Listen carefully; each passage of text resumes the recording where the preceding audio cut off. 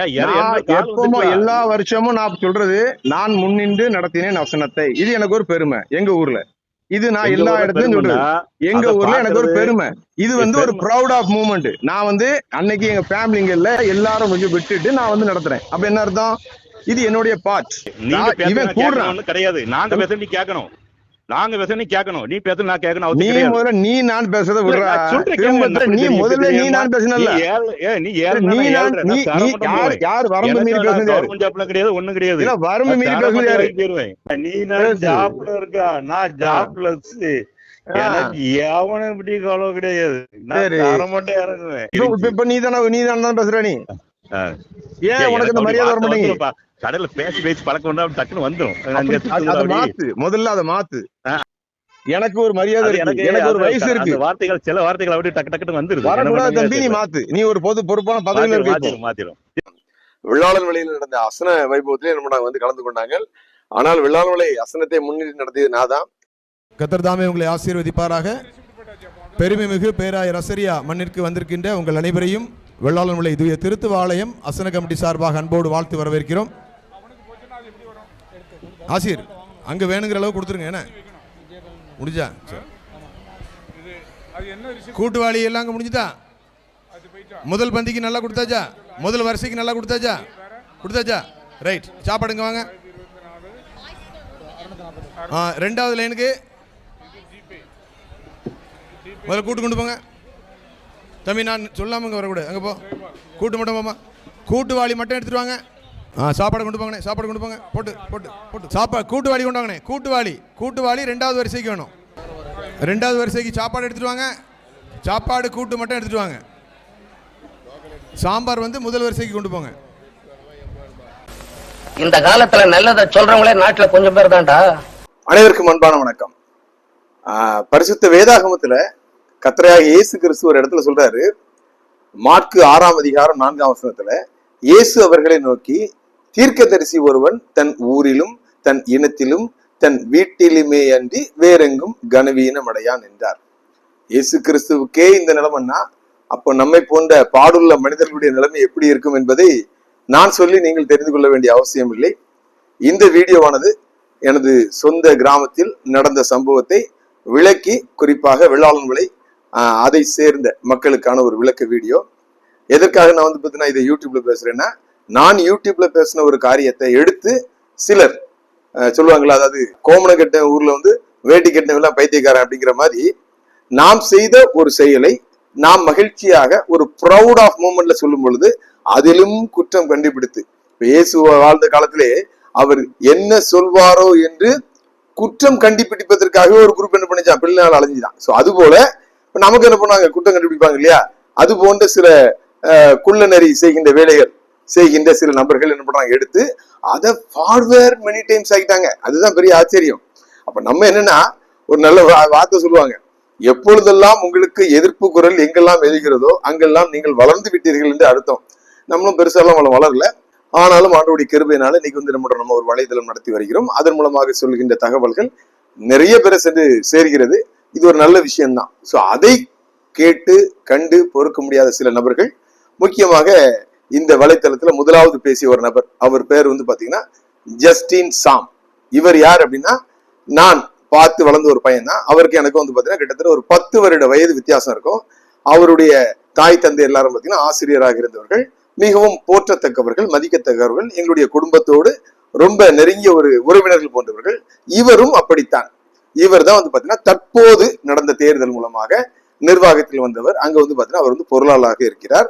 இவர் இதற்கு முன்பாகவும் இந்த ஆலயத்துல என்ன பண்றாரு, அங்க ஒரு லைவ் ப்ரோக்ராம், அதாவது இந்த வீடியோ எல்லாம் எடுத்து போடுவாங்களா, அதை செஞ்சுட்டு இருக்காரு. இவரும் பாத்தீங்கன்னா இப்போது இந்த அளவுக்கு, அதாவது நீ கவர்மெண்ட் ஜாப்ல இருக்க, நான் தனி கட்ட, நான் நினைச்சா உன்னை தூக்கிடுவேன்னு சொல்லி என்ன பண்றாரு, எனக்கு இன்று காலையில ஒரு போன் கால் மூலமா மிரட்டல் விடுகிறார். அப்போ எனக்கு ஆச்சரியமா இருந்துச்சு. அதாவது நீ நான் என்று அந்த வாட்ஸ்அப் ஸ்கிரீன்ஷாட் நான் அதில் போடுறேன் பாருங்க. இப்போ இவர்கள் எல்லாம் பாத்தீங்கன்னா நம்மோடு இருந்தவங்க. இவர்கள் சொல்லிதான் பாத்தீங்கன்னா நம்ம என்ன பண்றோம், அங்க இருக்க நிர்வாகத்தின்ல தவறுகள் நடக்கிறது, தவறுகள் செய்யறவர்கள் பாத்தீங்கன்னா அங்க இருக்கிற ஆயர் என்பதை என்ன பண்றோம், பொது வெளியில வெளியிடுறோம். எதற்காக? இவர்கள் மேலுள்ள நண்பகத்தன்மையில இவர்கள் நல்லது செய்வார்கள் என்ற ஒரு நல்ல எண்ணத்துல. அதுவும் பாத்தீங்கன்னா ஒரு அடுத்த 2 வீடியோக்களை நீங்க பார்த்திருப்பீங்க. அந்த அசன வைபவத்தை நின்று நடத்தியது நான் தான். அதாவது முன்னின்று நடத்தியது அப்படின்னா அஸ் அ கோஆர்டினேட்டர் அப்படின்னா, அதாவது ஒரு அசனத்தை வந்து ஒரு மனுஷன் நடத்த முடியாது, அது ஊரே இணைந்து செய்கிற ஒரு அசன வைபவம், அது எல்லாருக்குமே தெரியும். ஆனால் அங்க வந்து பாத்தீங்கன்னா ஒரு நபர் நின்று வந்து நடத்தும் பொழுது அனைத்தும் என்ன பண்ணும், ஒரு ஒருங்கிணைப்போடு ஒரு கட்டுக்கோப்போடு நடக்கும். இது வந்து பாத்தீங்கன்னா கிட்டத்தட்ட எந்த அணியினர் ஆட்சியில் இருந்தாலும் நான் என்ன பண்ணுவேன், சென்று செய்வேன். அவர்களும் என்னை அழைப்பார்கள். இந்த வருடமும் என்ன பண்ணாங்க, அழைச்சாங்க. என்னை அழைக்க கூடாதுன்னு சொல்லி ஒரு குரல் வந்துச்சு. யாரு அழைக்க கூடாதுன்னு சொன்னாங்களோ அவங்களும் என்ன பண்ணாங்க, வந்து நின்று அதனாசிஸ் இப்படி பேசணும்னு சொல்லிற அளவுக்கு நான் என்ன பண்றேன்னா ஒரு சாந்த குணத்தோடு ஒரு நல்ல ஒரு நட்புறவோடு தான் அங்கே அந்த ஊர்ல இருந்துட்டு இருக்கேன். அப்படி இருக்கும் பொழுது நான் பேசிய ஒரு வார்த்தையை, அதாவது முன்னின்று நடத்தினேன் அப்படிங்கிறத, நான் நின்று நடத்தியது அப்படிங்கிறத நான் மட்டும்தான் நடத்தினதா சொல்லி வெளியில என்ன பண்றாங்க, எடிட்டிங் பண்ணி போடுறாங்க. நம்மளே எடிட்டிங் பண்றதுல என்ன பண்ணுது, கில்லாடி, நமக்கே ஒரு கில்லாடித்தன வேலை பார்த்திருக்காங்க. சோ இது அந்த ஊர்க்காரர்களை 2 பேரும் பார்த்துட்டு எப்படியாவது அப்படி போடலாம் அப்படிங்கறத என்ன பண்ணிருக்காங்க, போட்டு என்ன பண்ணிருக்காங்க, நம்முடைய பெயருக்கு, நமக்கு என்ன பெயர் இருக்குது, எல்லாம் இறைவனுக்கே பெயரும் புகழும் சொல்லி தான் நம்ம பேசிட்டு இருக்கோம். நம்முடைய பேரை வந்து டேமேஜ் பண்றதுக்கு இன்னும் இவன் இந்த ஊர்ல இருக்கக்கூடாது. தாவீதுராஜா சொல்றாள், சத்துருக்கள் என்ன பண்றாங்க, என்னை வந்து நான் எப்பக்கமும் என்னை நெருக்கின்னு சொல்றாங்களா, அது போல நெருக்குவதற்காக நினைக்கிறாங்க. அதனாலதான் பாத்தீங்கன்னா அந்த ஊர்ல நான் வேலைத்தாலும் அந்த ஊர்ல இல்லாம அங்க இருந்து 60 கிலோமீட்டர் தள்ளி உட்காந்துருக்கேன். அங்க இருந்து 60 கிலோமீட்டர் தள்ளி உட்கார்ந்தாலும் நான் தனியா என்ன பண்றேன், 600 கிலோமீட்டர் தள்ளி வந்து என்ன பண்றேன், சென்னையில உட்காந்துட்டு இருக்கேன். அப்ப பாருங்க ஒரு மனுஷனுக்கு ஒரு ஊர்ல என்ன நிலைமை, நமக்கு மட்டும் இல்ல, இப்ப ஜிபி முத்துக்கே அந்த நிலைமை தான். அதாவது நாம் அங்க இப்ப இப்படிதான் இருப்போம், நீ இப்படிதான் இருக்க, அவர் எப்படி பேசுறாரு பாருங்க. இப்ப இவரை வந்து பொறுப்புல எடுத்து வைத்ததுல அனைவருக்கும் நமக்கும் பாத்தீங்கன்னா என்ன பண்ணுது, ஒரு வெல்விஷர் அப்படிங்கிறத பங்கு இருக்குது. அந்த பதவியில வந்து உட்கார்ந்த உடனே எப்படி வந்து ஒரு கொலை மிரட்டல், ஒரு மீடியால இருக்கிற மனுஷனுக்கு எப்படி கொலை மிரட்டல் விட்டாரோ உண்மையில அங்க ஆயிருக்கும் பாத்தீங்கன்னா கண்டிப்பா என்ன பண்றாரு, அதாவது தான் ஒரு சர்வாதிகாரி போல இருக்க வேண்டும் என்பதற்காக இப்படி கொலை மிரட்டல் விடுவது சரியா அப்படிங்கிறத வெள்ளாளன் விலை ஊர் மக்கள் நீங்கள் என்ன பண்ணணும், புரிந்து கொள்ள வேண்டும், தெரிந்து கொள்ள வேண்டும். அவர் இன்னொரு வார்த்தையும் நிறைய சொல்லிருக்காரு. கிட்டத்தட்ட பாத்தீங்கன்னா ஒரு 1/2 மணி நேரத்துக்கு மேல பேசியிருக்கோம். நீ நான் என்று ஏக வசனத்தால அங்க இருக்கிற தலைவர்களுக்கும் வேற யாருக்கும் எதுவும் தெரியாது, எனக்கு தான் எல்லாம் தெரியும் சொல்லி என்ன பண்றாரு, தன்னை வந்து ஒரு பெரிய மனிதரை போல காட்டிக்கொண்டு, ஆனா சின்ன பையன் நம்ம பார்த்து வளர்ந்த பையன், நீ நான் என்று ஒருமையில் கடைசியில என்ன பண்றாரு, தன்னுடைய குற்றத்தை உணர்ந்து கொள்கிறார். அதனால என்ன பண்றோம், நம்ம பாத்தீங்கன்னா நிச்சயமாக சட்டம் தெரிந்தவர்கள் ஒரு மீடியாவில் பேசின ஒரு மனிதனிடம் ஒரு போன்ல கொலை மிரட்டல் விடுவது வந்து பாத்தீங்கன்னா அது சட்டத்துக்கு புறமானது, சட்டப்படி நடவடிக்கை எடுக்கலாம். ஆனாலும் நாம் இவர் செய்த தவறை மன்னிக்கின்றோம். நிர்வாகத்தில் இருக்கவங்களுக்கு எவ்வளவு பொறுமை வேணும் அப்படிங்கிறது இவருக்கு தெரியல. இவருக்கு கீழே இந்த நிர்வாகம் எப்படி நடக்க போகுதுன்னு எனக்கு தெரியல.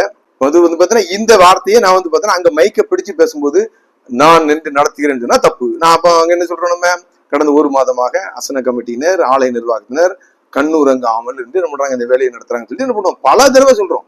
நான் மட்டும் இல்ல, அங்க பாத்தீங்கன்னா அங்க இருக்கிற அந்த உபதேசியாரும் வந்து பாத்தீங்கன்னா சிறப்பாக என்ன பண்றாரு, பேசினாரு. அப்ப அவருக்கு நான் என்ன பண்றேன், அங்க சால்வ போடுறேன்.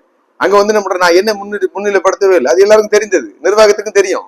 அப்ப எதற்காக இந்த வன்மம் பாருங்க, அதாவது இது காய்த்த மரம் தான் கல்லடிப்படும் என்பது போல வந்து பாத்தீங்கன்னா தொடர்ந்து வன்மத்தை சில நபர்கள் மூலமாக அவரும் கக்கி வருகிறார். எனவே வெள்ளாளமலை ஊர் மக்கள் ஒன்றை மட்டும் புரிந்து கொள்ளுங்கள், வெள்ளாளமலையில் எனது தந்தை வந்து பாத்தீங்கன்னா பஞ்சாயத்து தலைவராக இருந்தவங்க, எனது அம்மா கிட்டத்தட்ட பாத்தீங்கன்னா 35 வருடமாக திருமண்டலத்துல வந்து ஒரு ஆசிரியராக, தலைமை ஆசிரியராக வேலை செய்தவர்கள். இன்றும் அங்க ஊழியம் செய்வதற்கு மட்டும் தான் நாங்க வரோம். அங்க வீடு இருக்கு எங்களுக்கு, ஊழியம் செய்வதற்கு மட்டும் தான் வரோம்.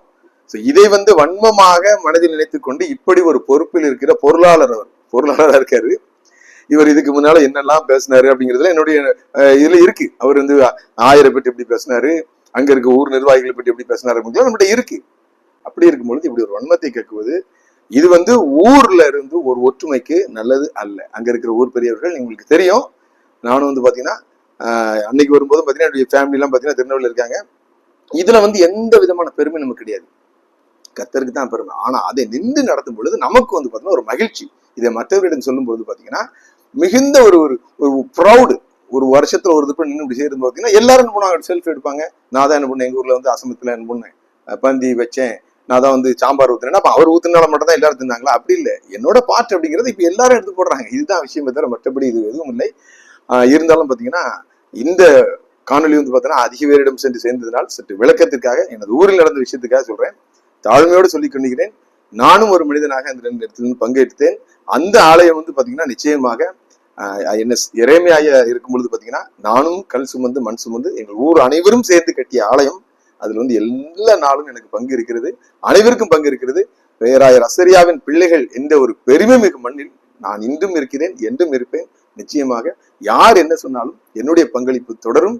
கர்த்தராகிய தேவன் ஒருவருக்கே மகிமை. நாம் அவரை சுமக்கின்ற கழுதை. அவ்வளவுதான். அனைவருக்கும் நன்றி. எனது தலைவன் ஏசுராஜன் மார்பில் சாய்ந்து சாய்ந்து மகிழ்ந்து மகிழ்ந்திருப்பே, மகிழ்ந்து மகிழ்ந்திருப்பே, மகிழ்ந்து மகிழ்ந்திருப்பே, மகிழ்ந்து மகிழ்ந்திருப்பே.